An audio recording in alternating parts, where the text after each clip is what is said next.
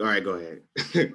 Yeah, we just going. So we talking about 90 Day Fiancé. It's like business and family is hard to put together. Like business and friendship, just like we were just talking about business and friendship is really tough to put together. But 90 Day Fiancé, the dude Andre, he's just going about it the completely wrong way. And it seems like he's oblivious to how fucking abrasive he's coming off.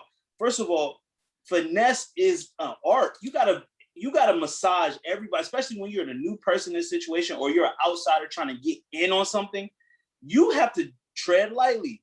This motherfucker Andre want to come and tell me, oh yeah, I'm gonna get the listing for this house. My nigga, you beef with the brother, y'all kinda made up. Then the dad is being welcoming, like, yo, you're my daughter's husband. So I want to make sure you set up because you got kids. You know what I'm saying? You got a kid. I want to make sure my daughter good, so I ain't gotta fucking be taking care of her ass. But this nigga want to come in and he's mad entitled, asking for a loan off the break when you really need to come in mad humble because he's gonna give it to you. You can see that the dad is mad willing. Like he even said in the new episode, I'm gonna give you the loan, but you gotta prove to me that you can work with everybody. Yeah. You know what I'm saying? So that means the nigga you don't like, that means all the sisters, it's a family business. You got to work with these people. But you're trying to come in and solidify a spot when nigga, you ain't even been there long enough. You know what I'm saying? Yeah, you talking wild crazy. I like, I think it's that Eastern European type of, providers. Like, I'm going to come in, I'm going to work with Charlie, no one else, and I'm going to make money and I'm going to take care of my family. No, I don't want to fuck Charlie, fuck Chuck or whatever. I'm not doing no handyman shit. Okay, nigga, shut up and learn, bro. He's literally in the perfect position, right? That's literally why people keep winning. My nigga, you think about this. How many times have you worked for a company but that you were related to the CEO? Never. Zero. Never. You were already in. You sleep with the CEO daughter, my nigga. All you gotta do is learn. He's like, I got my license, so me and you are the same. No, you're not the same. You're not a family member. You're an in-law, my nigga. You got to know your place. Yeah. Shit, wow, man. This is the ones like in the original beef. I'm on Andre's side, right? Yes. But here I'm like, even myself, I'm like, oh boy, we move real nasty. But you know what's even funnier, right? What did Charlie say at the wedding that was rude? He said, "Nigga, don't come to America and think you're gonna live off my father and da da da da da." And what the fuck is he doing now? He coming to America out here with mad entitlement, talking about I'm gonna work with him and I'm gonna list this house when you've never flipped a property in your life. Don't even know A to B. First off, he didn't even ask to flip property. That they have to convince him to work with that dad. He asked for 100 racks off bucks. He said, "I want $100,000 so I can flip houses." My nigga, you never flipped a house, bro. You never even like rehab the house. You know what I'm saying? Or even like did a walkthrough. You just read a book, got a license, and think that's that's what it is. And I'm like, even I know that. I'm not in real estate. Bro, I was shocked when he asked for 100,000. Exactly, nigga. If I get $100,000 loan, nigga, I'm for sure flipping that. But this is what I'm trying to say though. That's when I always go back to like, oh shit, this is television. How much of this is set up? Because I'm like, yo, this don't even make no sense that he's moving like this. He went with the father on a walkthrough. Nigga didn't even make it through the walkthrough. Listen to him you're starting at the inception of the whole process. They brought a property. They go to the property, they see what needs to be fixed. Watch how he takes notes, watch what he sees, watch what needs to be done, and boom, boom, boom, boom. This nigga didn't even make it through, they didn't even make it through the house. Well, that's when the daughter walked through. But see, that's the setup. Why the daughter magically walked in? Well, that's why I think Chuck didn't know anything was going on, bro. Chuck literally was like, yo, what the fuck is going on? Like, I don't even think he knew. Well, he knew his son was gonna be there. But yeah, Andre moving nasty, bro. Moving nasty. But yeah, man. He needs somebody from his side of town, his people. Yeah. Tell him you're moving nasty. It's like, I'm not fucking. And bro, he's saying wild shit to the father. I'm like, yo, first of all, it ain't nobody talk like, bro, I'm the boss. I'm gonna put my foot down and I'm gonna tell who's who. Like, okay, you're 50-50. Me and my son 50-50 partners. That's fair. My daughter's gonna list the house. You're gonna shut up and listen to me and watch what everybody else do. Okay. Now, if that motherfucker Andre want to draw his line and sound like, all right, I'm not gonna be moving garbage and constructing and helping as a handyman, fine. But nigga, this is my business. I'm taking you under my wing, nigga. Be under the wing, man. You under the wing, nigga. You don't got no say, nigga. You being took care of. What the fuck? Well, welcome to another episode of Mother Talks, baby. The safe place for keeping it player, where we keep it kosher all the time, every time. We just jumped right in because we were getting hot about 90 Day Fiance. We told you we tapping back in, and we're gonna have our reaction videos to the episodes, just like how they have the Pillow Talking show. It's gonna be the Mother version where we just recap the fuck shit. You know what I'm saying? I want to give blessings and love to my homegirl Angela. She's a hoop. She getting a bad bitch body, for her husband. That's the white woman. The big white girl. Yeah. She got Michael. That. Yeah. She getting her bad bitch body, Bro, she's 50. Michael's 30, 31. Yeah. And she shout out to her. I hope she recovers well. You know what I'm saying? But it was always funny to me. Like, she was entertaining the idea of having a baby. I'm like, you're 50. Nah, yeah. So I think she's trying to okay, I can't give him a baby, but I can give him a new body. She getting weight loss surgery. She getting a breast augmentation for Michael. Shout out, hey. Damn. Have you? What do you think about the couple from Dinwiddie? You haven't seen him. You haven't seen him in the Richmond streets, have you? Oh, but I did see. Can you hear me? Yeah. I did see, because on the new episode, Shawty was going to look for wedding jobs in Richmond. I was trying to spot, I was like, oh shit, they look like they're in Main Street. Main Street.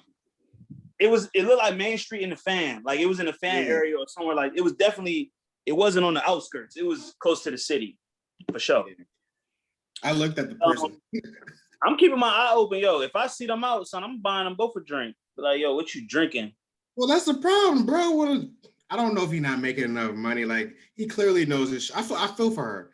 Clearly knows this shorty is a city girl. She don't want to be fucking taking care of no farm animals. Bro, can't even move to Petersburg. I know you want to stay close to family, help out with the farm or whatever. You can move to Petersburg. Bro. I just recently started to, understand the logistics of things outside of Richmond. So I'm like, okay, I know Petersburg. Okay, now I know Dinwiddie. Dinwiddie's right outside of Petersburg. Petersburg, 20 minutes from Richmond. You can move to Hopewell. You can move you can get her closer to it just to feel like, and you know what I'm saying? And like I said, he lives with his parents. He's saving money. He probably he's like, yo, I don't pay rent here. I can stack my bread. I think that's a smart thing to do. But now you got a wife, and now she got to say so, and she got a voice, and she is not fucking with that animal shit, man. She ain't never been fucking with it. Nah, bro. You saw the last episode. She was drinking her coffee, trying to live her life. Moms come and say, "You ready? You about to feed the horses, the chickens, the cows, the dogs?" And she was like, "Bro, I just woke up 5 minutes ago. I don't know what's going on." Like, I feel for her. She don't she don't got no friends, no family. She's doing yard work, and she don't want to do that. I feel that. Move her to Petersburg, man. But that's what I'm saying, though. You get a mail order bride. Listen, I'm not gonna be disrespectful. You get a foreign wife. You bring her over to the States.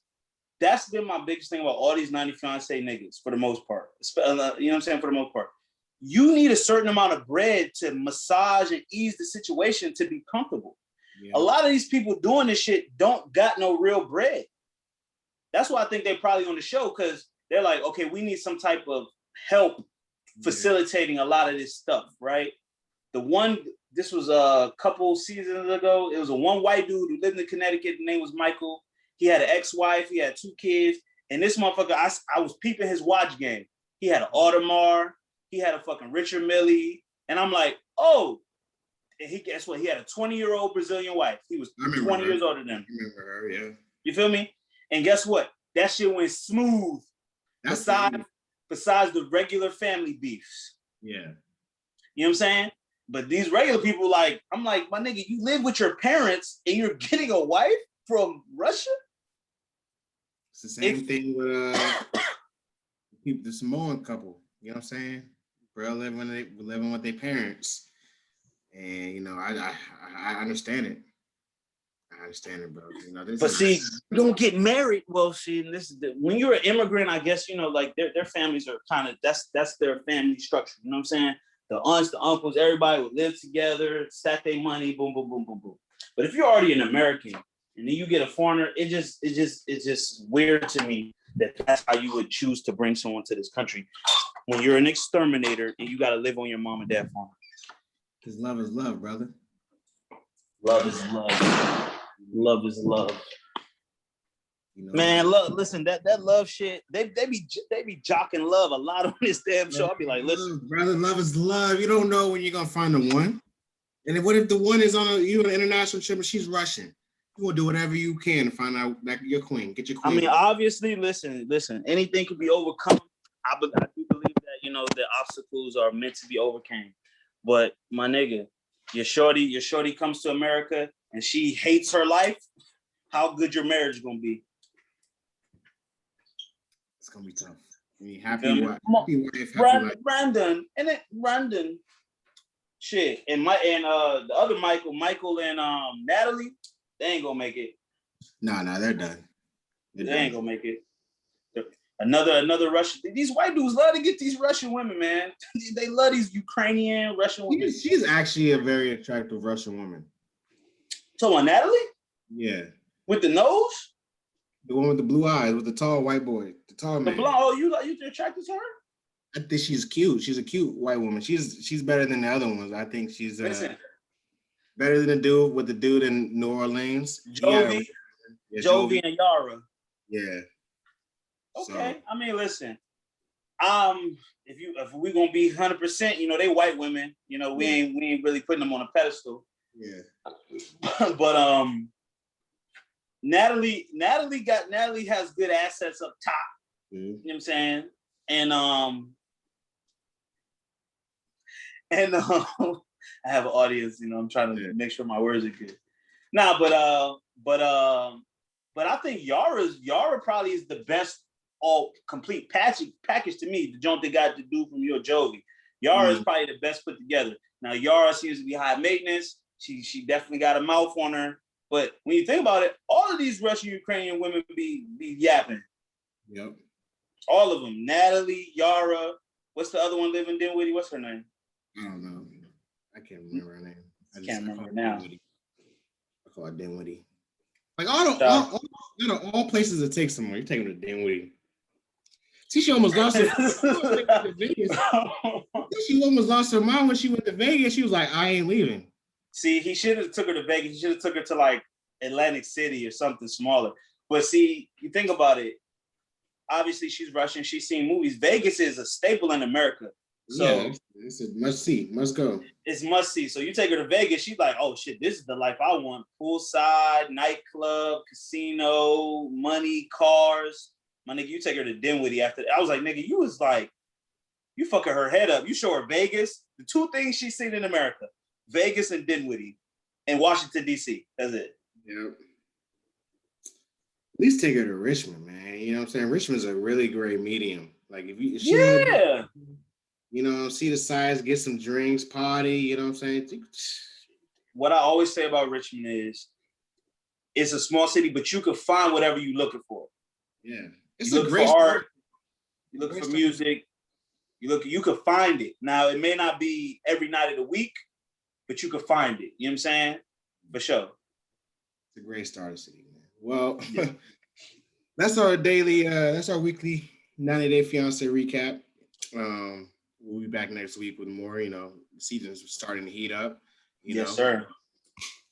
I love the mess. Well, I'll get into that later. But welcome to another episode. You know, ladies and gentlemen, thanks for joining us.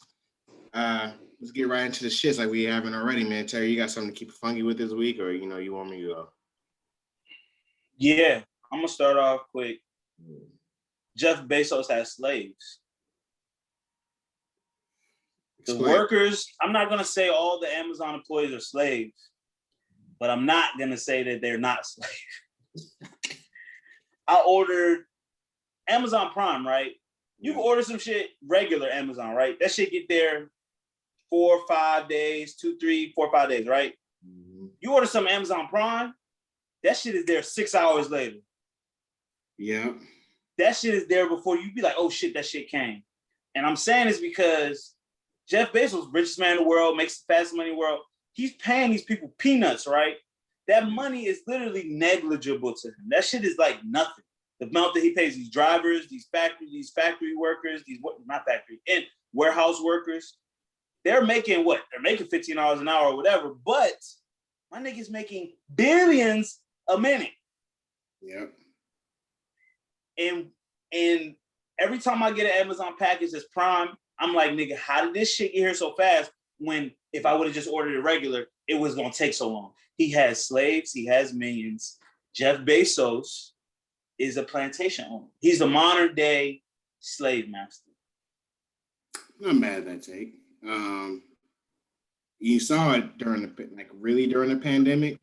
Them Amazon drivers are working every day, like never stopped. Like just looking outside the window, bro. They was going. You see them back to back, boom, boom, boom, boom. That's what I was saying that too. You see way more Amazon drivers. They eclipse FedEx, UPS, DHL.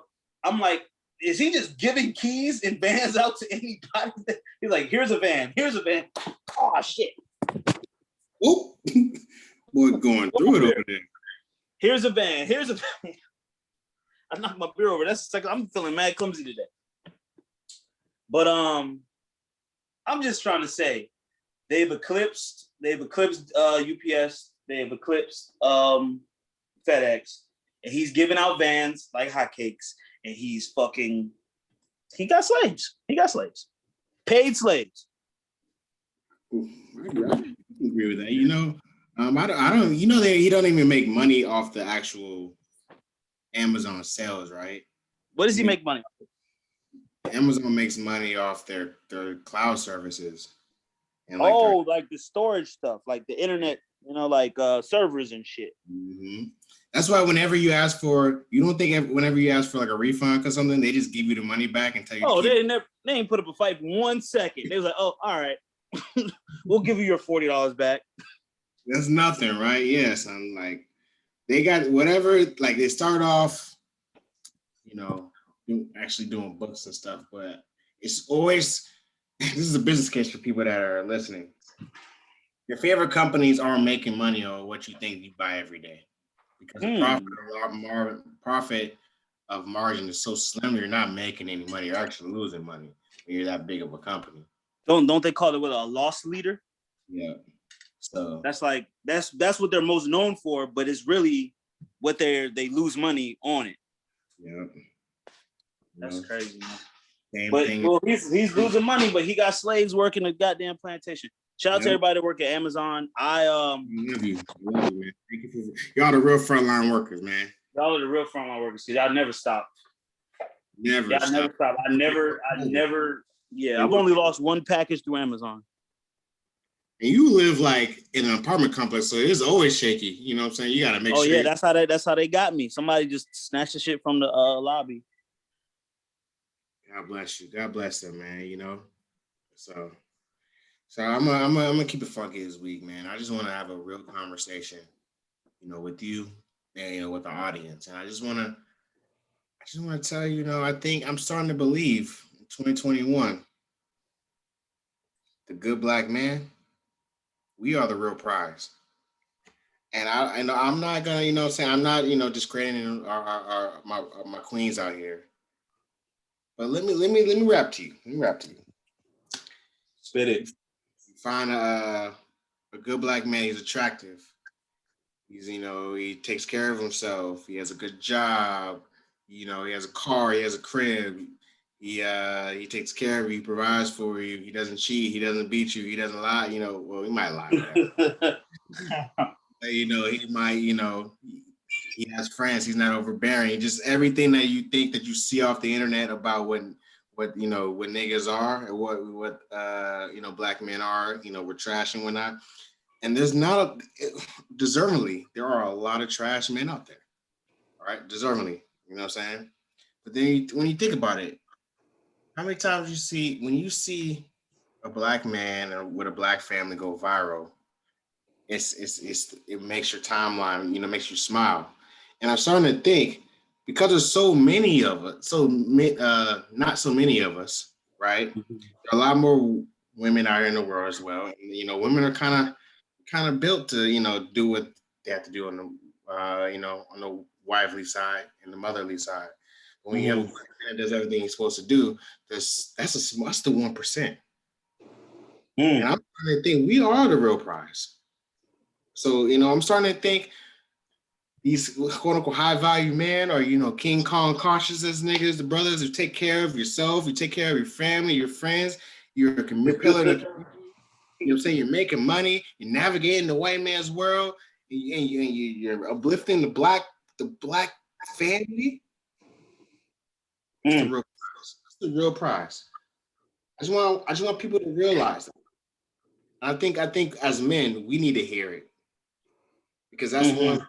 that we need to uplift each other. You're a prize, Terry. You know what I'm saying? You I'm following you.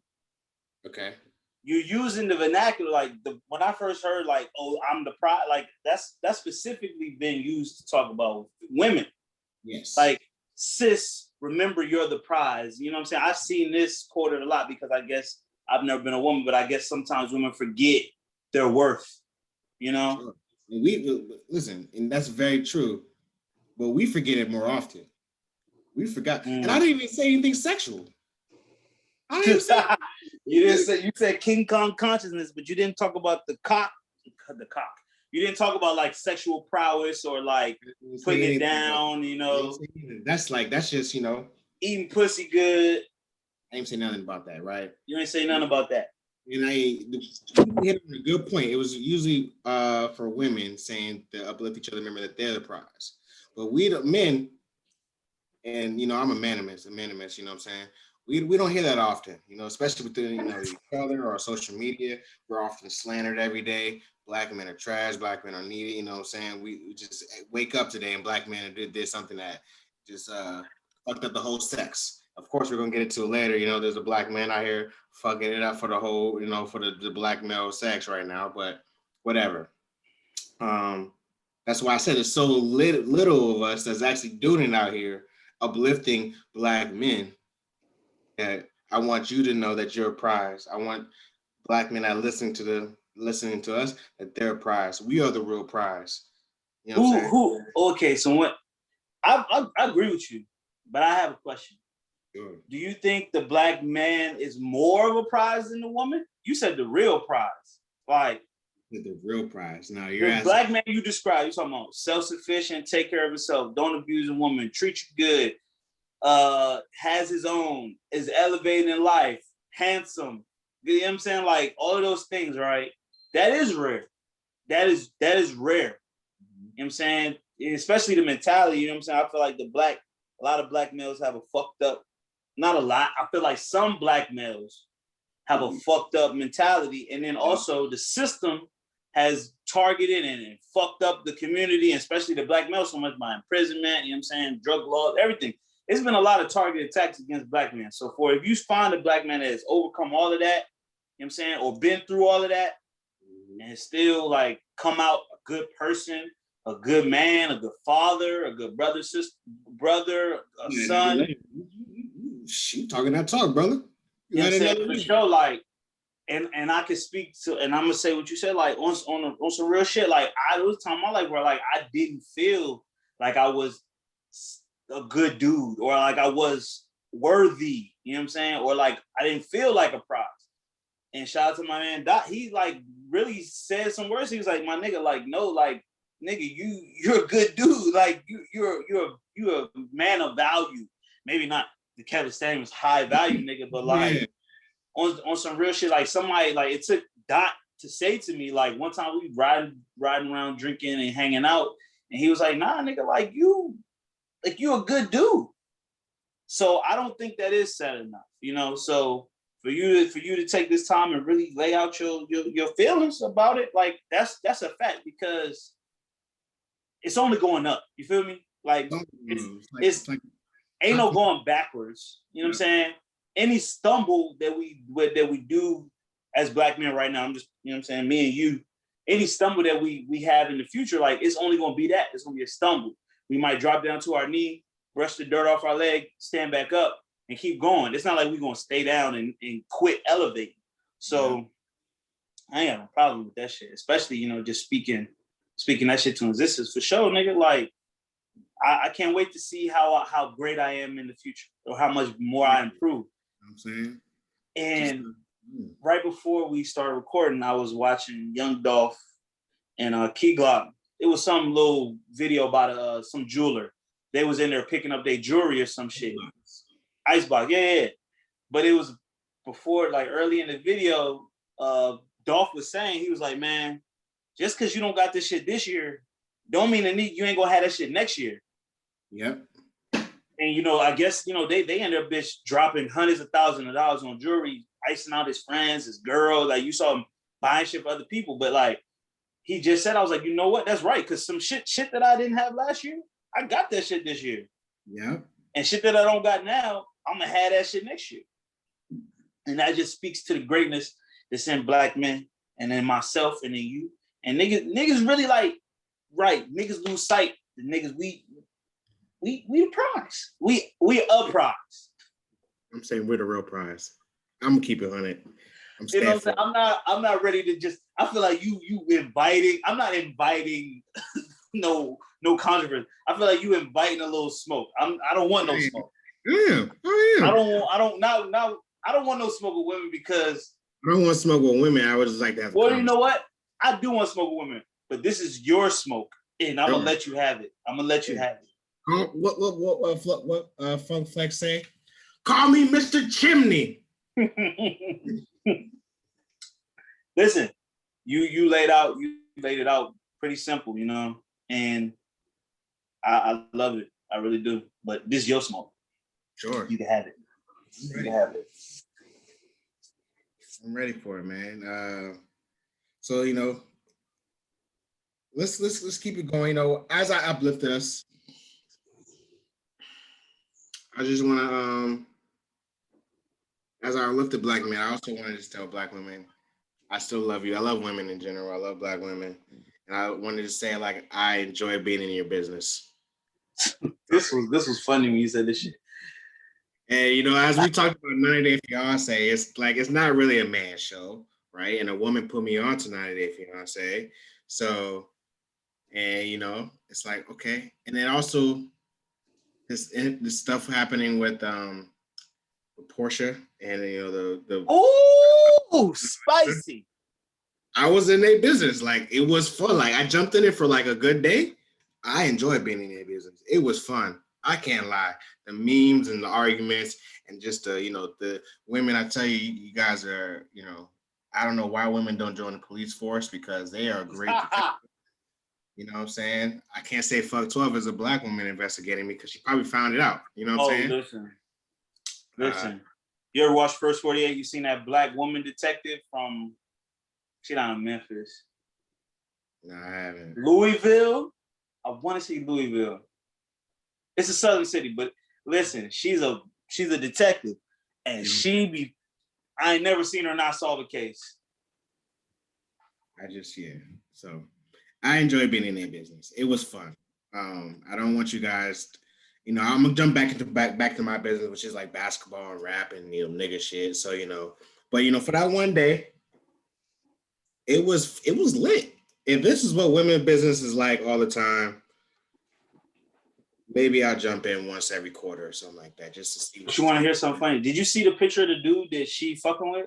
Yeah, she looks like the last nigga that she was fucking. He looked a little less attractive, pause, no homo. Yes. And I was, it's crazy you talking about. I was listening to something today at work, and someone was like, "Oh, that nigga got money." Like he for sure got a bag. 40 mil. He's worth 40 million. 40 mil. Nigerian man. That's a nice piece of change right there. Change. And it was kind of player of her. Did you see the picture of them all three together? Now this is where I was in women's business, and then it was like, this is foul. So they say quote unquote that they weren't friends, but in the storyline they were friends. So how does that work? No, I'm not talking about that. I'm talking about she had her baby daddy. I'm talking about Portia. Oh yeah, she had both of them in the same spot. That's player. Smiling. Yeah, laughing. Cohabitating. Coexist. Not cohabitating. Coexisting. Excuse me. That's player. That was very playable. But yeah, man, it's like. Well, that's the question, right? We talk about this all the time, right? Well, Jay-Z said it, but we say it all the time. There ain't no ugly billionaire, or ugly millionaire. Ain't no such thing as an ugly millionaire. Especially when you got 40. You got 40 of them things. So now this is a situation now. It's like, does looks even matter if you got brain? No. Listen, I think I said it before. It might have been when we was talking about like Kevin Samuels or some Kevin Samuels always coming up. He's hot top of it. But it was about like women asking what they were looking for, right? And when women were coming on Kevin Samuels' show, we said it before, they were asking for a man with a certain income, right? Mm-hmm. And I was like, okay, but you realize the package that nigga that you got with that certain ain't the package that you think in your head, right? And then I was like, I done seen ugly niggas with the baddest bitches. I done seen big women with handsome, tall, strapping men.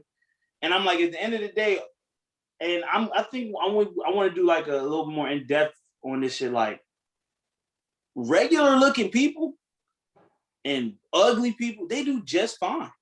Yeah.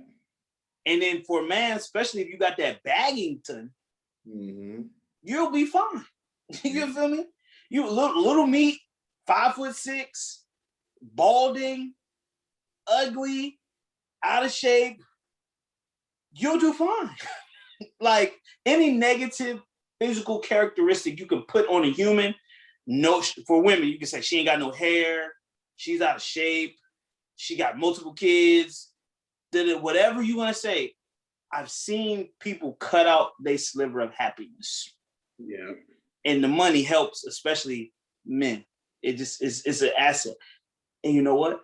This will be my last point. I was listening back to the episode, trying to find a clip. And I was talking about women like beauty being one of their powers. Like that's where they can get power from. Like, yo, your beauty. Oh, we were talking about Caitlyn Jenner. Yeah, we were. I was like, that's an ugly bitch. But but it was some shit I was saying. I was like, money is power for women too. Yes, it is. I think when I was speaking, I kind of made it sound like it's exclusive. Money can only be powerful for men. No. Money is power for everybody. Whoever gets it. And just like attractiveness can be a power for a man. Now, men who are quote unquote attractive, they be doing nasty shit. Just like really kind of, not really good looking women, but women who nastily use their looks and their bodies for shit. Like they be doing nasty shit, women. And niggas, the handsome nigga, the muscle bound nigga, he be doing nasty shit on the internet every day. Bro, let me tell you something. I don't know what part. I was on the Explore page. There is a trend of niggas doing weird shit. Of like, it's like three niggas walking in a house, just like with their shirts off, like doing random shit, and like there's a camera following them, and they're trying to like pull up, like attract women. Like, which one will you choose? Like, that's weird. That's weird.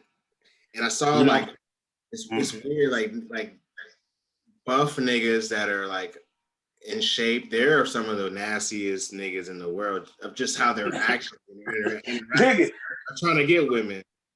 Listen, buff niggas be doing some wild, nasty shit on the internet. It was an old video. A nigga was going through the grocery store doing some shit. I'm like, my nigga, you're a grown man filming himself in situations where I'm like, my nigga, like, it's nasty. Just like we'll see women get on the internet and just put their ass, like, bitch, you're trying to show everybody your ass. Like, why are you trying to act like you're reaching for something in the cabinet? Or just like bitches fake cooking in the kitchen. Like, bitch, ain't nothing on the stove. You know what I'm saying? Corny shit. You know what I'm saying? Like corny shit. But they just happen to be people that get a lot of eyeballs on them for some reason. You know what I'm saying? Oh, he got a lot of muscles. Oh, she got her ass out. You know what I'm saying? So yeah, shout out to you liking women's business though. I love it, man. You know, just here and there, you know. Here and there. You gotta just like if you're a conservative, you gotta see what the liberals are talking about. If you're liberal, you gotta see what the conservatives are talking about. You watch Fox News once or twice, every Yeah.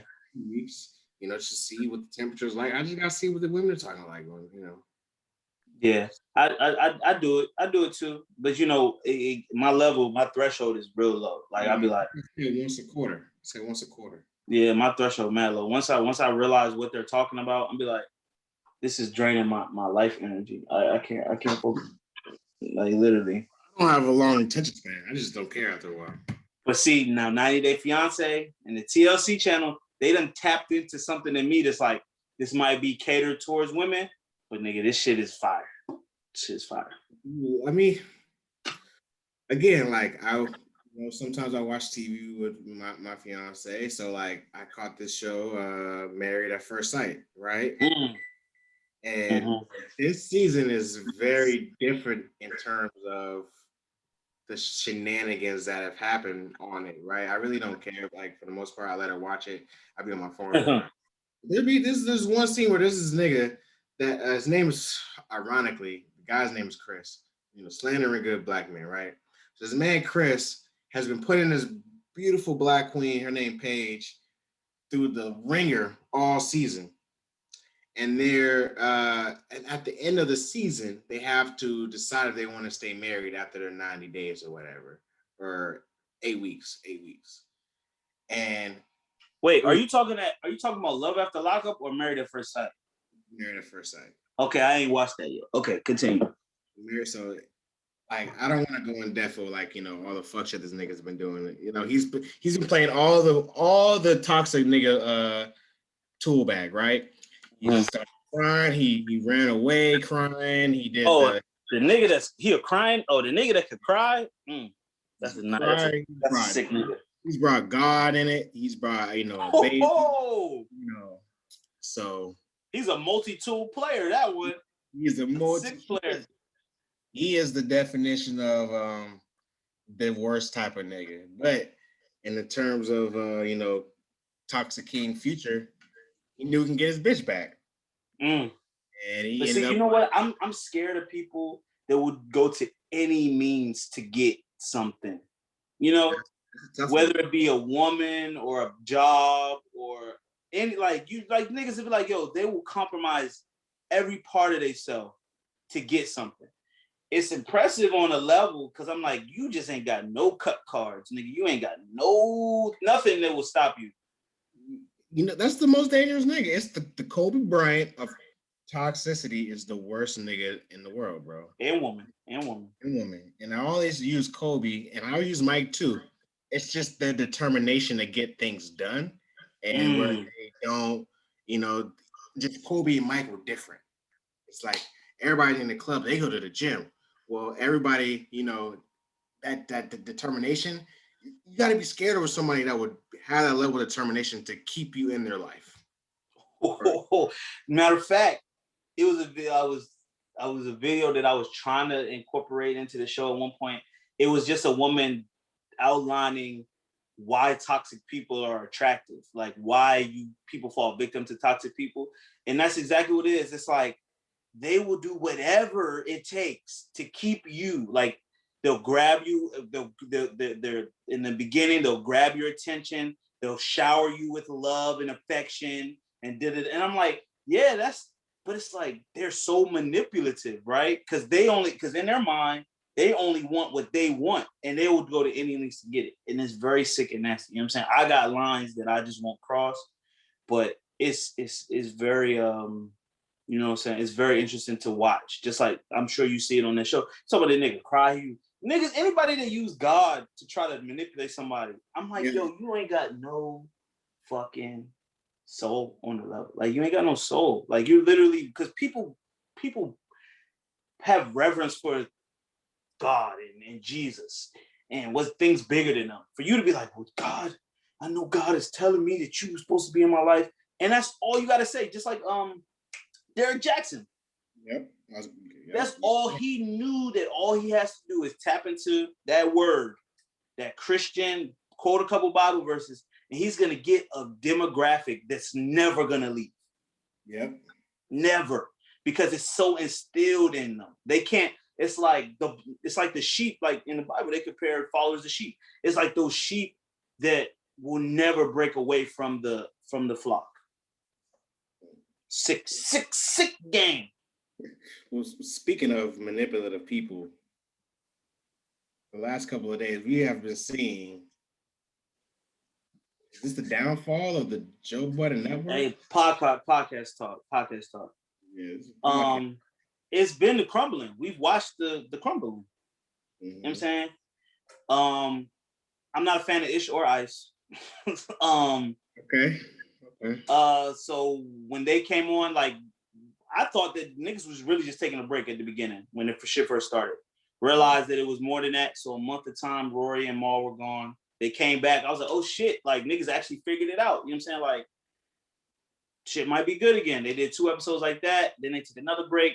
Then Joe come back from the other break, and they had a Patreon episode where he basically aired all the shit out.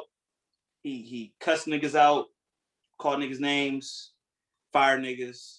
Did he fire niggas on the first Patreon? Yeah, he fired niggas. He fired him. So, and we got all this shit bootleg. I didn't pay for Patreon. But then we see Rory and Mal respond. You know what I'm saying? Like, I'm a fan of the show. Every Wednesday, that was part of my routine, especially in my job, on my work day. That really helps me just get through the day. Them 2 hours of podcasting, that's probably my afternoon podcast. In the morning, I listen to something. Then like, I was like, oh, Joe Budden, boom. Let me listen to that 2 hours, and then I look up. Only got 2 hours left to work. Boom. Yeah. So it's definitely been part of my life for the past 2 years. But literally, the personalities, you know what I'm saying? Like, I started out thinking Mal was full of shit. Yeah. Feel like he was too cool. He never wanted to admit to any emotions that a lot of people have. But then I realized, okay, he may actually be this cool. New York niggas is different. You feel me? Like, yeah. New York niggas never turn it off. Never. And then Rory, you know what I'm saying? He a white Kappa. I didn't know how I felt about that.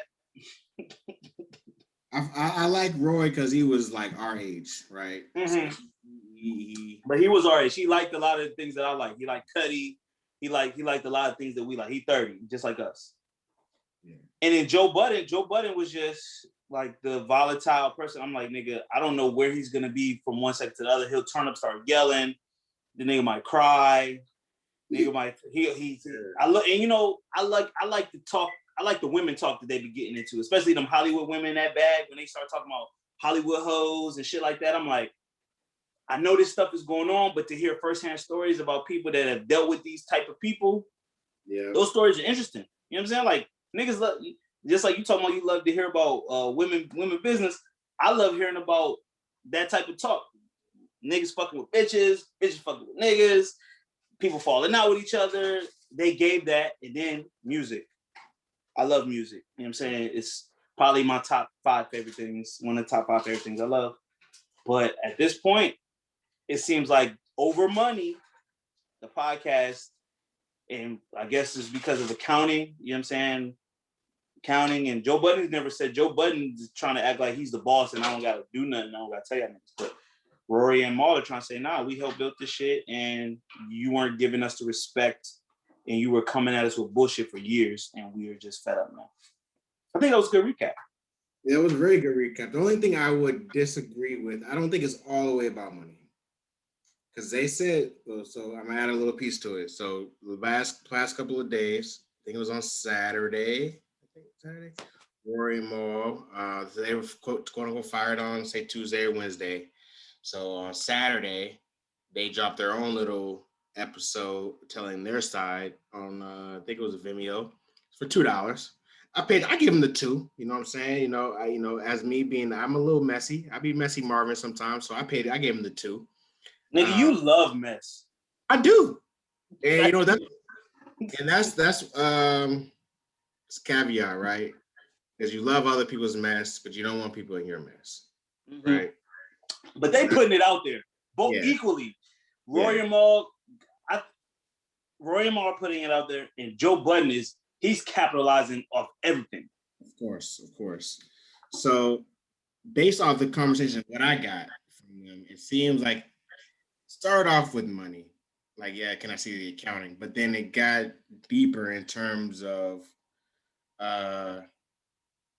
the respect level and why if I ask you something, you go off on me, or why you seem so sneaky in terms of certain things, which is like if for friends and even like they're not even like bugging about things, they just want to see the numbers because they had a quote unquote partnership agreement where you get a percentage of like, everything that comes in. That's basically what they said. They had a partnership or whatever, and how the contract was saying. So like when they asked bro about something that if it wasn't such a big deal, if it wasn't like something alternative going in the background, you wouldn't be going crazy on people. You want to be screaming on people, and it makes sense for me. It's just like and this is an overarching bigger conversation. Like, do friends and business really mix? But the thing about Joe Budden is like you're talking crazy to people that you call your friends. Like you're yelling at them. You're telling people I don't owe you respect. Like that's not the conversation. That's not the rhetoric I would want to hear for someone like I call you my friend. Like Terry, we had a we get into like actual money comes involved, and if you ask me to look for something, if I'm not doing anything wrong, I shouldn't feel threatened to where I'm going to curse you out or call you or yell you, talk to you crazy or tell you that you have anything to do about this podcast or whatever. So that's where like for me it was like it wasn't money, but there's a deeper issue there in terms of like not doing anything nasty. But why does it matter if I ask you about it? You know what I'm saying? And after that happened, Joe kind of backtracked again. He's been continuing to backtrack on the last couple of episodes, just listening to it. Because I'm gonna tell you some shit though. It's some shit that some people that call themselves friends, they look down on people that they're around. They really think that they're better than people that they quote unquote hang out with. And everyone's talking about through this whole time. Joe Budden talking about I psychoanalyze my friend. Roy's talking about I psychoanalyze my friend. You can hear shit in how people talk where you realize that they don't respect you on the level that you thought they did. Yeah. You know what I'm saying? And it's clear, and I don't know if it's clear, but it's clear that Joe Budden, because it's the Joe Budden podcast, and because he's more famous than Rory and Mal, and because they're the sidekicks, that he really understands, and because he owns the intellectual property, he's like, this is my show. I'm the famous one. I'm the one that's gonna keep this shit going, and y'all are just deciding. And I can see him making it known to them that they're not on his level. You know what I'm saying? Right. And I've seen it. I've had friends like this where I'm like, they'll say something to me, and I'm like, nigga, you don't fucking respect me. You think that I'm a lame, or you think that I'm a loser, or you don't really like me. You know what I'm saying? Because if you did, you wouldn't have said that shit. Yeah. And once that shit is said, it's never the same. Right. Chris, I don't think I've ever disrespect. I mean, we done had like arguments in the past, like when we were young, but I don't think I've ever disrespected you to where you feel like I don't respect you. Yeah, I don't think so either. We wouldn't be doing this. So. Exactly. But I definitely believe that when whatever Joe Budden said to them, or what, and then Joe Budden's coming at himself like, I'm hurt that they would think these things of me. And they're like, my nigga, you don't respect us enough to give us real accounting. You don't respect us enough to hear our input or even fuck with, you know what I'm saying? Like whatever he did, you know what I'm saying? So I think I've seen that in my life, and I think that's what's happening here. Yeah. So that was the between the boys, the guys, that was what happened. And then now recently, today is Monday, we're recording on a Monday, but Olivia Dope, she's a really cool DJ out of New York, and she was part of the new Joe Budden podcast on the See the Thing Is podcast. She was on there for about like 13 or 14 episodes, but she left the podcast, and this is about 3 months ago, actually, 4 months ago. She came out today, and say, the reason why she left, and it dealt with feeling sexual harassment from Joe Budden during one of their episodes. And it looks nasty, if you put, she has not as nasty as it could be, but on a 1 to 10, how nasty do you think it was? Scale of 1 to 10. It's about 8 to me. Like, I was gonna say it's like a 6, 7. And I'm upping it because I was gonna just say 5. But when you break it that high, it makes me think about the things that women go through in the workplace and how men can make women uncomfortable. yes. You know what I'm saying? I move, I've tried listen, I have not been the most respectful of women in my early life. My adolescence, in my early late teens, early 20s, I wasn't respectful of them. And I saw that I was not the man that I wanted to be. So I had to make a change. Yeah. And I made and I feel like I've grown as a man, and I respect women so much that there's a lot of things that I would never say to a woman, would never do to a woman. And but I wasn't always this person. So you know what I'm saying? I wasn't always this person. But you're not 40. This nigga's 40. Thank you. I think 20, 24, 23, 23. I came to I had an epiphany about, my nigga, these are beings with feelings, emotions, and I'm fine with leaving a woman the fuck alone, no matter what my desires are. You know what I'm saying? Yeah. He was nasty. His questions were nasty. But I'm a man, so I know that he was trying to flirt, but he was flirting. Flirt is like when flirting goes wrong. That's what it was. When flirting goes wrong. And when it goes wrong, it gets to an 8 level of nasty. Okay. I just don't like, if you got you got a network and you are launching your first. Of course, the brilliant idea is like, you launch a podcast. You have a guy podcast. You need a female podcast, and you launch a all female podcast, all women podcast, and one of them leaves because they felt sexually harassed by you. That's like super nasty. Like, it just it just doesn't make sense to me. Like, how you, if you're the boss, quote unquote, you call yourself a boss. This is your network. I guess, where is the line? I don't even think he was flirting. Maybe he could be flirting, or maybe it's just like he's used to talking to us, women a certain way. He's just trying to, like, stir the pot, create conversation, be the central guy that he is on his podcast, on their podcast. But you don't know your audience, so you don't know the people that you're working with. And as a CEO, I don't know, like, you can't talk to people like certain ways, like, especially women. Bro, I would never 2020 have a sexual conversation at work. Yeah.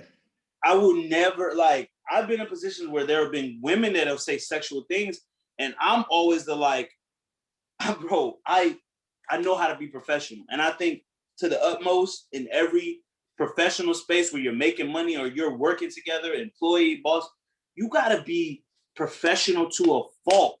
You gotta be so professional where somebody might have to tell you, like, yo, you can actually, like, you don't gotta be that professional right now. But I think that's just the safest way to be, especially, you said it, he's a boss, a CEO, an owner of a network. I would think that you would be on your fucking P's and Q's around women, especially, bro. Me Too just happened, my nigga. Yep. Bro, niggas that don't get no pass. And you saw the video that I saw. She was breaking it down, like, how I was laughing uncomfortably here. I tried to tell him to stop here. I was playing along here. And especially when you're in a room full of people, you're not just gonna pop off. Everyone trying to say what they would do. If you're in a room full of people, production crew, you're being recorded live, you're not gonna be like, my nigga, shut the fuck up, that's nasty, nigga, you're not gonna do that. You're not. Yeah. Especially with a woman. Yeah, and your boss, like I'm saying. So it's just it's nasty that, you have an all-girl podcast and you can't even make them feel comfortable, in the work. But see, from this situation, I really want to hear what Bridget and Mandy gotta say about this. Yeah, that's the next T. Yeah. Yeah. Their podcast drops on Tuesdays like ours. Mm-hmm. So, maybe they'll have something that drop. Maybe they'll say something, but I doubt it. In this industry, people, the best way of getting around something, just not say something. But they're gonna press it because it's too much clickable gold. You know what I'm saying? Like, fuck whatever you want to say about what Joe Budden podcast is going through. I bet you their views have been higher because of all of this shit.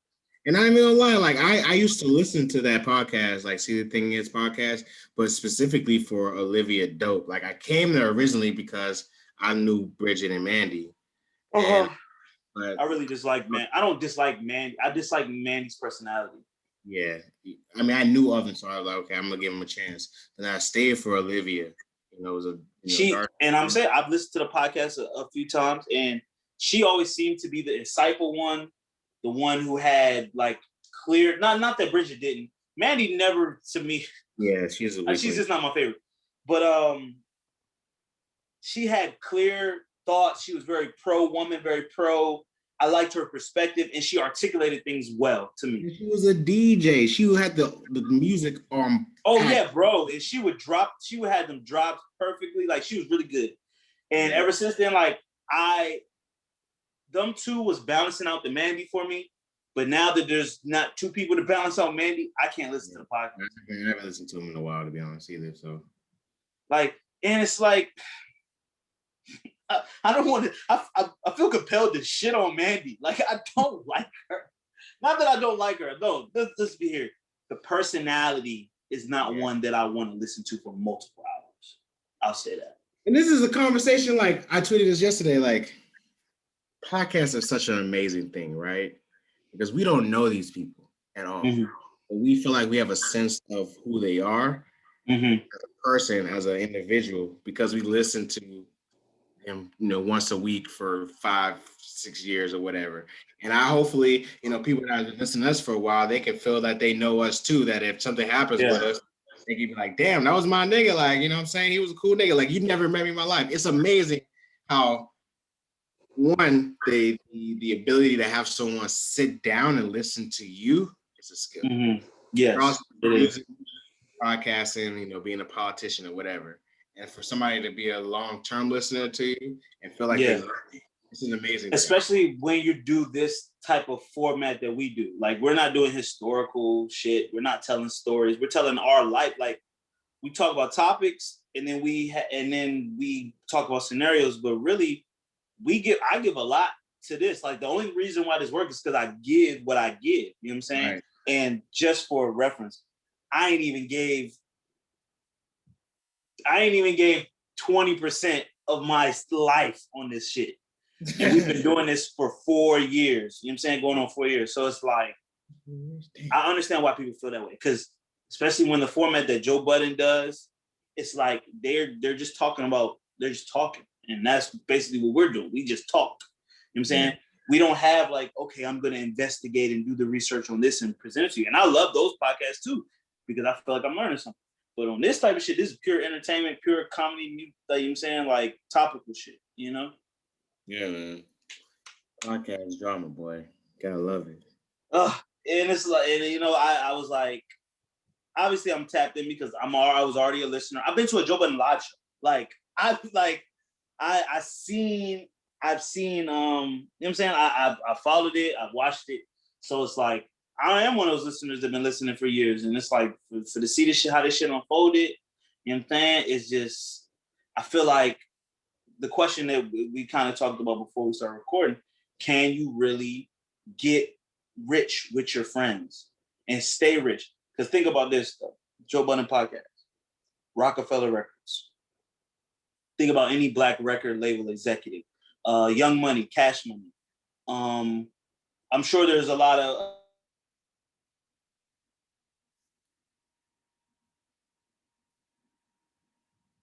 my man internet down. You there, boy? My man internet down. Well, I think I could piggyback off what he was saying. If you look at history, especially with black people, man, dealing with people that came up together through the mud, and they're friends and whatnot. It looks like that there's tough endings to it. Do friends and money really mix? That's a really great question that I think we still haven't found the right balance for. I guess he came back. He's off, but I'm gonna just keep talking right now. So it seems like it's just a really weird mix and a really interesting boundary or balance that we haven't really quite finished, quite found out in the the black community, man. Like, let's see, he's jumping on right now. Let's see here. You good? That shit just cut off. Yeah. I mean, I was trying to feel, keep going where you were going. He's talking about, a lot of the black industry, our black, staples, things of people that have created millions of dollars in companies like that, with people that got out to the mud and were friends and whatnot. But you see that a lot of them in fire, or people don't even associate it anymore. Something that it took 10, 15 years to build is done in a year and a half or whatever. So it is a great case study. Bro, even deep, you talk about, look at groups, bands in general. Yeah. The Five Heartbeats, the Temptations, B2K, like there's no group that's unless it's like a group from the 70s or some shit, them motherfuckers break up.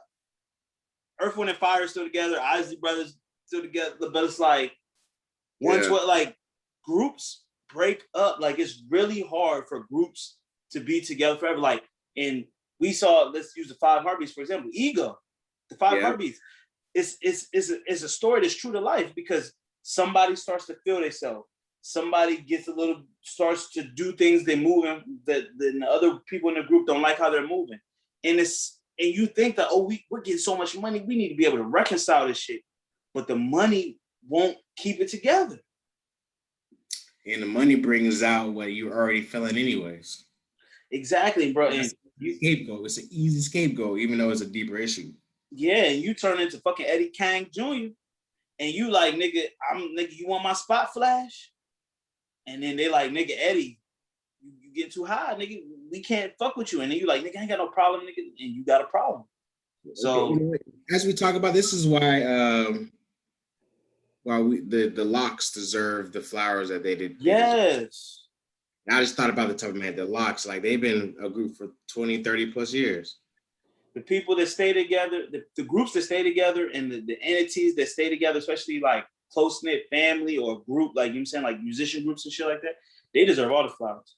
And I bet you I learned this shit today. So on J. Cole's album that just dropped, which we should kind of talk about for a little bit, which is good. I didn't know that that one of the hooks is a Styles P hook. For I'm gonna play it right now for you. I learned it. I said something today about My Life, and then my coworker, the My Life joint with him at 21, the hook. That's my favorite song off that joint. That hook is a Styles P hook. And my coworker was like, you know that? She's like, that's Styles P. I was like, nah, that's J. Cole. I said, you been listening to the new J. Cole? She said, nah, that's Styles P. I said, what? I said, that's on the new J. Cole album. She said, nah. And she said it again. I was like, that's the hook to J. Cole's new song. I'm gonna play it. And I done made it out, the struggle don't judge me. What you saying now? Because where I come from, so often. That is a whole hook that's from Styles P. That's impressive. The world is so small, brother. Bro, so, and it's crazy because I was on some deep shit today. I was like, man, I'm gonna live my life how I want to live it. I'm not gonna live it like on no template like these other people live it out because it's my life. I'm gonna be happy. And she was like, "It's my life." No, you know what I mean? I was like, "Oh shit, you listen to the new Cole?" She's like, "No." I was like, "Well, that's the hook on the Cole album." She was like, "Nah, that's Styles P." And I was like, "You know what? Ain't nothing new under the sun, goddamn." No. Shout out to the album is fantastic. Second plus listen. But yeah, My Life that's my standout song. Moray killed that hook. Yeah. We're gonna one day we're gonna have this conversation. They're 2 for 2 right now, 21 Cole. I wonder if there's something deeper than that. Like, are they gonna be like the new, Kiss and Jadakiss, just or Styles and Jadakiss, just how they mesh so well on tracks. Or I'd like to see a full project with them. Maybe that's a better thing to say.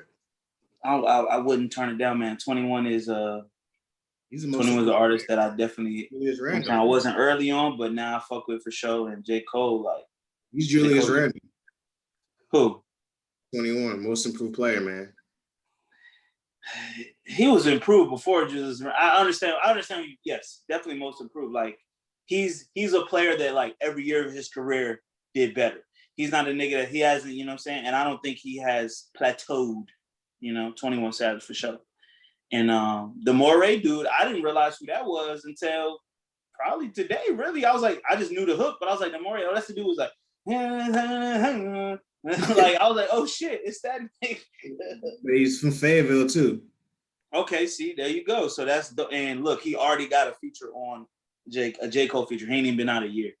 Yeah, and I appreciate Cole coming back and tapping in with his specific city. He does it with North Carolina all the time, the Carolinas, but like now there's somebody from Fayetteville that actually got a little buzz. He came back and got him, so that's dope. That's dope. There you go, man. I love it. Album is good. I've enjoyed it. Amari is my joint. I keep going back to the Amari joint, second track, and then 100 mil. Today has been 100 mil. I listened to 100 mil like 3 times today. Yeah. What else are you gonna talk about? Women's business, men being the prize, mask off. I mean, the states are opening up and opening her up. North Carolina, they said the mask mandate is gone. If you're quote unquote vaccinated. Next week, I'll talk about, if niggas is really going to tell people they're vaccinated or not, because that's going to be a weird situation. But, I will say I'm not vaccinated right now, but I went to the gym and I just took my mask off. It felt so much better to cardio. You sound like a woman when she get off from work and take her bra off. Took that mask off. I said, "Fuck it. If I'm about to die from cardio, I did a what's it called? A bike class today. So it is intense." Ooh, I love it. See, and I'm seeing the benefit through having Apple Fitness. I've seen how having like a fitness leader or like a exercise leader, how that shit can help you. You know what I'm saying? Like, it's that motivation, bro. That she was going ham, like she was like I won't say like a demon, but like she was like, "Let's go, let's go." And that shit get you hyped, man. A good fitness instructor is priceless. You know what I'm saying? And I can definitely see how a good personal trainer is priceless. I would see probably amazing results. But I kind of see, even though Virginia hasn't started it, obviously they're gonna follow the nation once it starts happening. Saturday shit, like the weather getting warm and outside, like I live close to a pretty main strip in Richmond and it's fully jumping. You know what I'm saying? Obviously shit is still shutting down early, but all that's doing is making people be outside earlier. They're starting at 2-4 o'clock. You know what I'm saying? And they're like, okay, we're gonna do the day shit and just transit into the night, and then the night is over at 11 or 12 o'clock. To be honest, I like that. Listen, as a nigga that ain't trying to be out till 1 and 2 in the morning, it only if there was a proper venue. You know what I'm saying? Like the venues out here haven't quite caught up to the capacity of the population of people that are searching for nightlife shit. But yeah, for sure. It's listen, the summer is gonna summer. Bro, I've told you. I told the listeners months ago. People was telling me this outside about to be crazy this year. I'm just telling you. I said it. I just don't want the deaths to go up like I agree. I agree, but I agree. I'm not gonna say but. It's like niggas is gonna listen because niggas gonna be outside, egos is gonna fly, people gonna feel disrespected, niggas gonna have that thing on them, and you already know. I already know how to go around this side of town. Like niggas is about to not know how to act, and for whatever reason they don't know how to act, you could just smell it in the air. Just like when the weather warm up, the murder rate go up. Mm-hmm. You know what I'm saying? I mean, I don't have too much, Next week, I want to talk about, I want to have a little bit more evidence, but I do suspect there are some women out here that are getting BBLs and, and stuff like that, go dark off the internet, and then come back and become fitness gurus. I need to do more evidence and do more, research, but I'm on to you. I'm on to y'all. That's nasty. Bro, I hate a fraud. I hate a fraud. Like, people have talked, shout out to Joe Budden podcast. They've even said it before, like, yo, how you gonna go get your body done and come back and act like fitness is your new thing? Fitness didn't get you that body. It's nasty. It's a nasty game. It's like, bro, like, live your truth, but like, it's like almost they got obviously you need to work out to maintain that shit. Obviously, you could just get work done and then fall all apart. But it's like, it's the lie. The lie is it's like you're selling like fitness products. Like you're selling waist trainers and you're taking like you do your little squats in the gym. And like you said, I know you need to keep it tight, but like it's the waist trainers for me. You're selling waist trainers. It's the waist trainers for me. Like that's nasty. That's nasty because you the didn't more get I know, eating chicken and broccoli 4 nights out the week and doing weight training. You didn't do that the right way. You sat on a table. That's sacrifice. Yeah. You didn't sacrifice nothing but the money that you made being a bottle girl. But what was I about to say? So I need to do more research and I'll come back to y'all next week. I can't remember what I was about to say. Oh, yeah. The more that I know, the more sick I realize the world is. Like, when I found out that flat tummy tea and all that shit just make you shit. Like, bro, I didn't know what this shit was. I thought it was some tea that they were drinking that helped their metabolism or something. I didn't know that you drink the shit and it make you shit. That's why it's the detox. And I'm not against a good detox. You know what I'm saying? I'm not against it. I understand the theory of it. But they don't say in their ad, hey, clear out your schedule. You're going to be shitting for the next 12 hours. It's the more that I learn, the more scared I become. And I don't want to live in fear, but it's so scary. It's scary. I'm scared. I empathize for women. You gotta drink shit tea to look good. That's what they're selling to them. Like, you gotta drink shit tea to look like me. But no, I went to Colombia and went to Dr. Miami, and he sucked the fat out of my stomach and put it in my thigh and my hip dips and Listen, I'm only one man. I only got one brain. I only got one life. And I want to live my life as authentically as possible. That's why I need to move to the bush. I'm gonna live. I'm telling you, half of my year is gonna be in the wilderness, and then my other half is gonna be in suburbia / city. I'm gonna try to transition into that. Okay. Because just like everyone, I'm gonna take a social media break. I'm gonna need a break from everything. Why do niggas tell you that they're about to take a break before they just do it? Because they need the clout. They want the acknowledgement, like, oh, I was off. I don't know, man. It's supposed to make, man. I don't know. You know what I realized though? There are times where I feel like I want to post, but I won't have nothing to post, right? So like I'll like literally go through my phone, like, damn, is there anything I could post? Like, and then like I'll find something that's maybe close to post, and I'm like, I could post this, and I'll be like, why the fuck am I looking for something to post?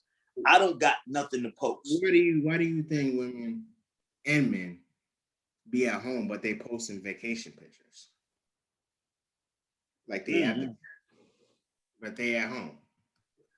Shout out to Drake.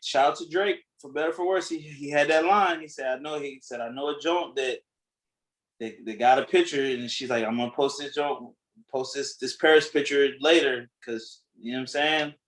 Hey man, humans are very predictable, but also very irrational. Yeah, man.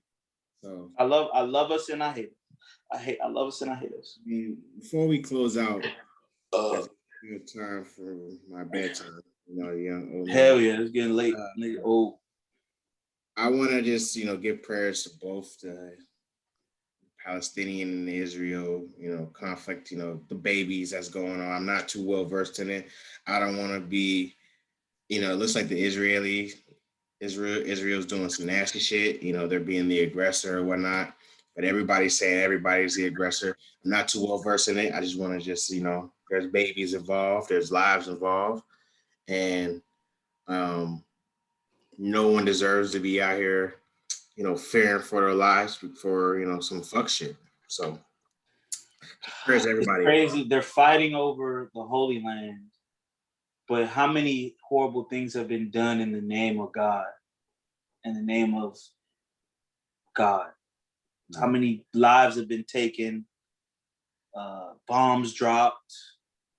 It's prayers to Palestine, and it seems like this land that what I'm saying, like the whole last 2,000 years have been basically ran off of, what I'm saying, like Jesus, they started time because of the so quote unquote savior, and like but it means something to Jewish people, it means something to Christian people, it means something to Muslim people, and it seems like they're just disregarding the teachings to just fight and kill. I don't know. Yeah. I did see a small little segment on PBS News. It's basically, it was about, there's a community that's part of, I guess, the Palestinians have been living there for generations and years. Mm-hmm. And the people from Israel, I guess they've laid claim to land. They're literally like, we're going to forcibly remove you people from this area right now. And the people were like, we're not going to go.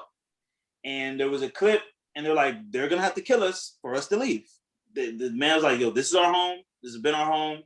And it's basically just that Holy Land they're fighting over. And there was a Jewish man standing in this woman's yard, and she was like, you are literally stealing my home from me. And he literally, the only thing he had to say back was, well, if I don't do it, someone else is going to do it.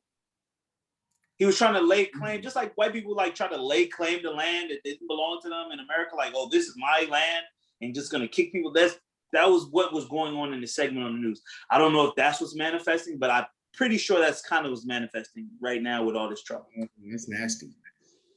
So it's like, he's like, you can't just, this is my family home, and you're coming here standing in the yard trying to say, well, because like literally if I squat, like squatters' rights, if I squat here, this becomes my land. Well, that makes even more sense because I'm starting to regret what I did, who I voted for. But this nigga Biden sent over like $500 million worth of weapons over to the Israeli government, right? We still ain't getting no reparations. We still ain't getting no benefits for all the shit. No student loan forgiveness. Yeah, but so it's like, it's nasty, bro. And it's like, all right, like we as a community, especially the niggas that voted for Biden, we hated Trump or whatever. We told we would have to keep this nigga accountable. It's time for us to keep this nigga accountable. Hold him accountable. But look, we said it on the shit. Crazy, son. He's shitting on us, bro. Like everybody else, even the Israeli government, who got nothing to do with us, got nothing to do with this country. They fighting their own war. Got $500 million to help them fight their own war. But we still can't even get no money for, getting killed in the streets by the police, or but they're actively, got Spike Lee doing vaccination commercials and shit like that. Bro, that shit was sick, bro. I seen that shit. I was like, they really pushing this shit, like, get vaccinated, get vaccinated, get vaccinated. And listen, I went home for Mother's Day. I got pressure, like real live pressure, from my aunts. You just need to do it. It's not for you. Go ahead. And I'm like, I said to him, I was like, yo, it's just not on my spirit to get it right now. Like, I was like, I just don't feel it. You know what I'm saying? Like, I just don't feel it. He's like, well, you just don't do it for you. Do it for you, And I was like, you know what? I can't argue, and I'm not gonna argue with them. I respect those ladies. But it's just like, I don't know, man. That's the answer, bro. That's the answer. I don't know. There's a lot, and the only reason that I think it's the answer is just because you're just seeing what the fuck is going on. You have no answers for it. This shit is nasty. At the end of the day, like, you're just like, yo, let's say your third eye's open, but you're just starting to question more things like we didn't do like 2 years ago or a year ago. You know what I'm saying? You're starting to see it's nasty. And like I said, the more I know, the more. Listen, if I lived in the bush I wouldn't have to worry about coming in contact with you motherfuckers with the coronavirus. I lived in the Alaskan tundra. I live in Atlanta and Houston and Florida. I've been living their fucking life for the whole year without having a vaccination. It's like, then I don't want people, like, if you don't have it, then they're gonna like slander you. Like, I saw people were like, I keep my mask on even though I'm vaccinated because I don't want to look like a Republican. What are you talking about? Don't worry about what niggas thinking about you, son. Like, oh, they're not worried about you. Eat your fucking food. You think, like, it's just, I've seen people more like now I go to the stores and I see more and more people just walking around without the mask on. And today I was walking into the store and I was like, damn, it's been a minute since like I could just walk into a store without having to like, oh shit, let me put my mask on or just waiting for somebody to say something to me. You know what I'm saying? Or it's like, damn, I've literally not been able to run an errand because I'm like, fuck, I don't have any mask in the car on me at all. And I'm like, it's upsetting. You know, it's upsetting, but I want to be safe. I want to do the right thing. But it's like, what is the right thing? The right thing is whatever's right for you, brother. And if you feel comfortable wearing a mask, and wear your mask. But don't let nobody out here shame you for however you fucking feel. If they want to, you know what I'm saying, get away from you. And it's hard. And it's easy to say these things like to random people or niggas on the internet. And it's hard to have these conversations with like family, right? Because it was that was tough. I was like, these is questions like when you come home for Thanksgiving and they're like, yeah, so where's she at? Why don't you have a girlfriend? Or when you get married, or when you having kids, or how's school? Remember when you come home from college and they'd be like, yeah, so how's the semester going? And you'd be like, I don't want to talk about this. Yeah, I've been pressured too, brother. It's been some rough conversations that we've been having. You know what I'm saying? She's like, oh, you millennials don't want to do nothing. I'm like, it's not that. It's just like, have you been looking at the news? Like, or just going outside and reading the temperature, like, cause I watch the news occasionally for just context about like what's the narratives being spun, right? But when I go outside my door and I go to the grocery store or I go to Lowe's or I go wherever, you know what I'm saying? Obviously, I'm not in the hospitals. But I live right next to MCV, right? I live right next to the hospital. You know what I'm saying? And it's like, you're telling me to be safe, socially distance, wear a mask. If I'm sick, don't come to work. I'm not gonna do that because this shit is real. If I don't feel good, I'm not gonna go to work. If I don't feel good, I'm not gonna travel. I'm gonna get my groceries delivered or picked up. Or I'm gonna do that. But it's like I don't know. I don't know.